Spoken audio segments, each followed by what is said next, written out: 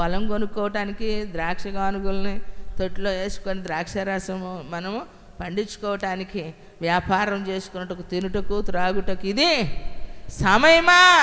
దేనికి సమయం ఇది? అనేకులు దేవుని కొరకు సంపాదించేదానికి సమయం. ఆనాడు అరణ్యంలో కేక వేశాడు యోహాను.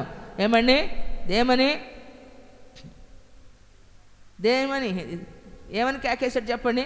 మారు మనసు పొందుడి, పాప క్షమాపణ నిమిత్తమై బాప్తిస్మము పొందుడు. అరణ్యంలో కేక వేయుచున్న ఒకని శబ్దం ఆ రోజు మొదలుకొని ఈ రోజు వరకు కేక వేయబడుతుందా లేదా?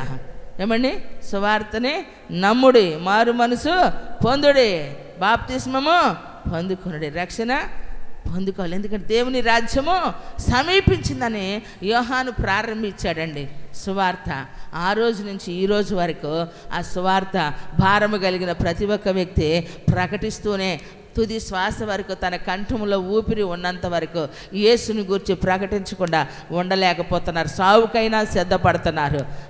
హతసాక్షులుగా మార్చబడటానికైనా, ఎంతటి హింసను అనుభవించటానికైనా, ఎన్ని నిందలైనా భరించటానికైనా నమ్మిన వ్యక్తి, అప్పగించుకున్నటువంటి వ్యక్తి ఆగిపోకుండా సాగిపోతూనే ఉన్నాడు. అదే క్రైస్తవ్యంలో ఉన్న శక్తి, అదే క్రైస్తవ్యంలో ఉన్న ఉనికి.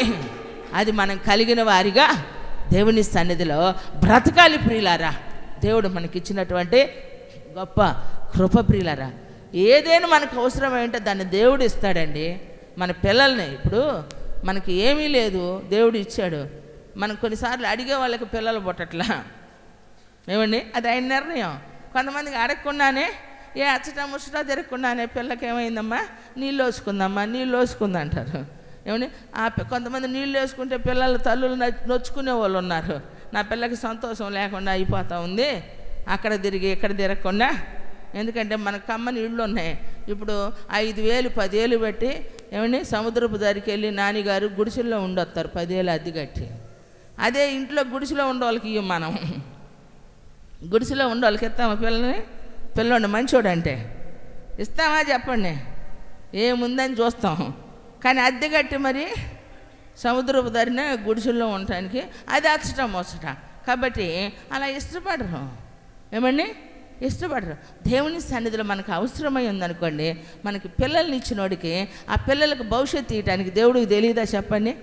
వాళ్ళని ఎలా బ్రతికించాలో తెలియదా? తెలుసు ప్రియులారా.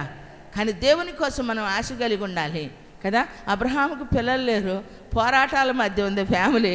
ఏం చేశాడు? ఎండవేలు సింధూరు వనము దగ్గర వచ్చంట కూర్చొని ఉంటే ఎండలో ఎవరు ప్రత్యక్షమయ్యారంట? దేవుడు అబ్రహాముకు కనపడ్డాడంటండి.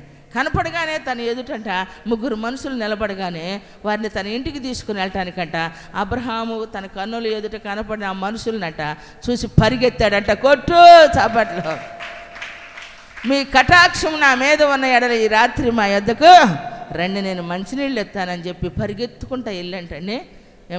ఆయన ఇంటికి వచ్చిన మనుషులకు కావలసింది ఇస్తే వారు తిని వెళ్ళిపోయారా? మీదటికి శారా గర్భమున బిడ్డ పుడతాడు, కుమారుడు అనుగ్రహించబడతాడు, అతనికి ఇస్సాకు అని పేరు పెడతారని చెప్పి వెళుతూ ఏం చేశారని ఆశీర్వదించాడు. దేవునికి మహిమ కలుగునుగాక అంటారు కదా. తదాస్తు దేవతలు అంటే మనల్ని ఆశీర్వదిస్తే శుభమస్తు అని చెప్పి మన ఇంటికి ఏం కలిగిద్దంటే శుభం కలిగిద్దంట. లోకంలో వాళ్ళు వచ్చి అంతమంది వచ్చి కలకాలం 100 ఏళ్ళు పిల్ల పాపలతో వర్ధిల్లని ఆశీర్వదించిన వారి నోట ఆశీర్వచనమే ఉన్నా వారి హృదయంలో ఉన్నది వారి ఆశీర్వాదానికి వారసులు కాకపోవచ్చు ప్రియులారా. కానీ మన దేవుడు ఒక్క మాట సెలవిస్తే చెప్పండి, దేవుని సన్నిధిలోనంట ఆకాశ మహాకాశాలనంట విప్పి పట్టజాలనంత దీవెనలు మనకు కొమ్మరిస్తాడంట. కొట్టు పట్టజాలనంత ఆకాశమందున్న నక్షత్రాల వలె సముద్రంలో ఉన్న ఇసుక రేణువుల వలె మన సంతతిని ఆశీర్వదించి భూమి యొక్క దేశములన్నిటిని కూడా ఆశీర్వాదకరంగా బ్రతుకున్నట్లుగా చేస్తాడు. మనం ఎక్కడ వారమండి?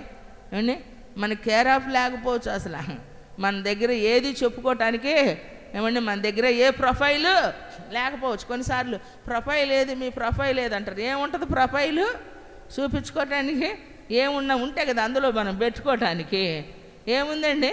ఊరు లేదు, ఏమండి ఏదంటారు, ఊరు బయట పొలం లేదు, ఊళ్ళో ఇల్లు లేదు, చుట్టూ మనుషులు లేరు. ఒంటరి వాళ్ళకి ఏం ప్రొఫైల్ ఉంటుంది? ఏముండదు. కానీ మన ప్రొఫైల్ ఆయన అయ్యాడు అనుకోండి, మనకు కావలసిన సర్వస్వం దేవుడు మనకిస్తాడు. హల్లెలూయా.